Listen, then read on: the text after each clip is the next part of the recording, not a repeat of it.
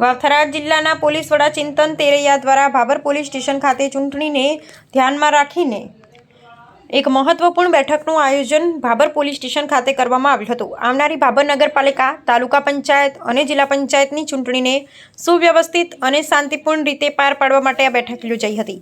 બેઠકમાં ભાભર શહેરના વિવિધ વિસ્તારોના આગેવાનો, દરેક સમાજના પ્રતિનિધિઓ તેમજ પોલીસ અધિકારીઓ હાજર રહ્યા હતા. પોલીસ વડાએ તમામ હાજર આગેવાનો સાથે ચર્ચા વિચારણા કરી અને ચૂંટણી દરમિયાન કાયદો અને વ્યવસ્થા જળવાઈ રહે તે માટે સહકાર આપવા અપીલ કરી હતી. તેમણે સ્પષ્ટ કર્યું કે પોલીસ વિભાગ દ્વારા પૂરતી સુરક્ષા વ્યવસ્થા ગોઠવવામાં આવશે અને કોઈપણ પ્રકારના ગેરકાયદેસરની પ્રવૃત્તિ સહન કરવામાં નહીં આવે. ચિંતન તેરૈયાએ નાગરિકોને અપીલ કરી છે કે તેઓ નિર્ભય બની પોતાના મતાધિકારનો ઉપયોગ કરે તેમજ જો કોઈને કોઈ પ્રકારની ફરિયાદ કે રજૂઆત હોય તો તે સીધી પોલીસ સુધી પહોંચાડે.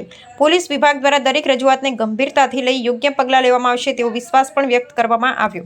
આ બેઠકનો મુખ્ય ઉદ્દેશ ચૂંટણી દરમિયાન શાંતિ, સુરક્ષા અને પારદર્શિતા જાળવી અને લોકશાહી પ્રક્રિયાને મજબૂત બનાવવાનો હતો. અહેવાલ ગોપાલ કે પૂજારા દ્વારા રાજ્યની તમામ જિલ્લા પંચાયત, તાલુકા પંચાયત, નગરપાલિકા અને મહાનગરપાલિકાની જે સામાન્ય અને પેટા ચૂંટણી જાહેરાત કરી છે તે અનુસંધાને ગત 1 એપ્રિલથી રાજ્યની સાથે સાથે વાવથરા જિલ્લામાં પણ આદર્શ આચારસંહિતાની જે માર્ગદર્શિકા મુજબ અમલ થાય તેમજ કાયદો વ્યવસ્થાની પરિસ્થિતિ સંપૂર્ણપણે જળવાય તે મુજબની વ્યવસ્થાઓ વાવથરા જિલ્લા પોલીસ દ્વારા કરવામાં આવેલ છે.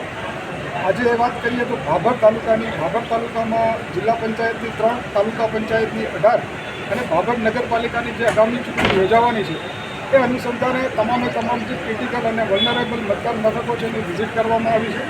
અને આજે ભાભર પોલીસ સ્ટેશન ખાતે તમામ નાગરિકો, પ્રબુદ્ધ નાગરિકો, લગભગ દરેક સમાજના આગેવાનો સાથે એક મિટિંગનું આયોજન કરવામાં આવેલું છે. કોન્ફિડન્સ બિલ્ડિંગ મેજરના ભાગરૂપે એવા સંવેદનશીલ વિસ્તારો છે એ સંવેદનશીલ વિસ્તારોમાં દરેક નાગરિકો છે એ ભયમુક્ત અને શાંતિપૂર્ણ વાતાવરણમાં પોતાના બંધારણીય અધિકારનો અને મતાધિકારનો ઉપયોગ કરી શકે એ માટે પોલીસ વિભાગે સંપૂર્ણ વ્યવસ્થાઓ કરી છે. ભૂતકાળના અનુભવો આધારે જે ચૂંટણી પ્રક્રિયા દરમિયાન જે લોકો જે અસામાજિક તત્વો છે આ તત્વો વિરુદ્ધ અટકાયતી પગલાં લેવાની કામગીરી લગભગ પૂરી થવામાં છે. અને આ વિસ્તાર સરહદી વિસ્તાર છે. સરહદી વિસ્તારમાં આંતરરાજ્ય સરહદે તમામ ચેકપોસ્ટ 24 કલાક કાર્યરત રહે એ માટે વ્યવસ્થાઓ કરવામાં આવી છે.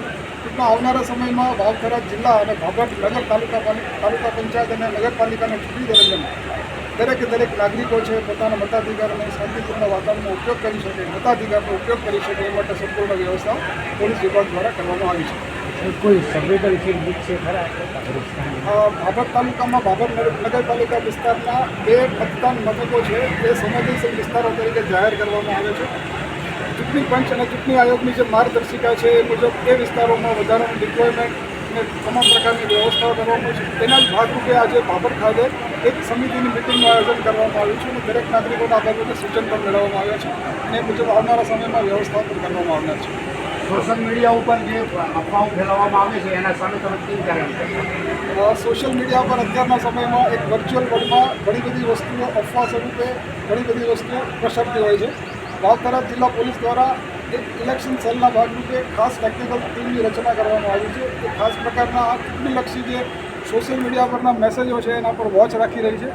એવા કોઈ મેસેજો કે જેનાથી શાંતિ ડહોળાય અથવા તો કોઈ લોકો વચ્ચે વૈમનસ્ય વધે આ પ્રકારનો કોઈ મેસેજ હોય તે દિશામાં એને આઈડેન્ટિફાઈ કરી અને કાર્યવાહી પણ કરવામાં આવી રહી છે. સાહેબ, મતદાન દરમિયાન બોગસ વોટિંગ, ધમકી કે પૈસાની લાલચ જેવી ગેરરીતિઓ રોકવા માટે પોલીસે શું એક્શન લીધું? મેં હમણાં જ કીધું એમ કે આ સમગ્ર વિસ્તારમાં જે વલ્નરેબલ વિસ્તારો છે, ક્રિટિકલ વિસ્તારો છે, તમામ પ્રકારની ચૂંટણી પંચની માર્ગદર્શિકા મુજબ કાર્યવાહી પૂર્ણ થવામાં આવનાર છે.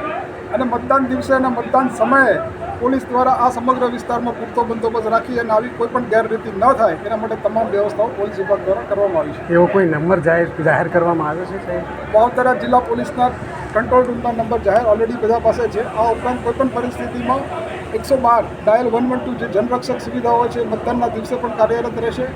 આ સિવાય મતદાનના દિવસે અમારી જે વધારાની રૂટ પોલીસ પેટ્રોલિંગ મોબાઈલ ફરતી હોય છે એની વિગતો આપને નજીકના ભવિષ્યમાં શેર કરવામાં આવશે. Okay, done.